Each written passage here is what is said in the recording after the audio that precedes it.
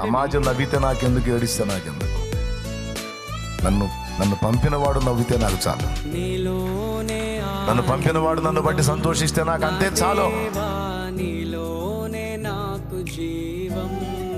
సమాజం నవ్వుతుంది, సమాజం ఏడుస్తుంది, సమాజం ఏదో అంటుంది, సమాజం పొగుడుతుంది, సమాజం ఆకాశానికి ఎత్తింది. అది నన్ను ఆకాశానికి ఎత్తినా నాకు అది లెక్కలోది కాదు. అది నన్ను అధపాతాళాన్ని తొక్కుతానన్నది నాకు లెక్కలోది కాదు. నాకు నా దేవుడు ముఖ్యం, ఆయన పని ముఖ్యం. అంతే, ఈ రెండే. తిరిగి జన్మించానని చెప్పుకుంటున్నా నీ దగ్గర ఇంకా సమాజంలో మనుషులు అలా అన్నారు, కుటుంబీకులు ఎలా అన్నారు, బంధువులు అలా అంటున్నారు, వీళ్ళు ఎలా అంటున్నారని కూర్చొని రోధిస్తున్నావా? అట్లయితే సరిగ్గా దర్శనం పొందలను, దేవదర్శనం.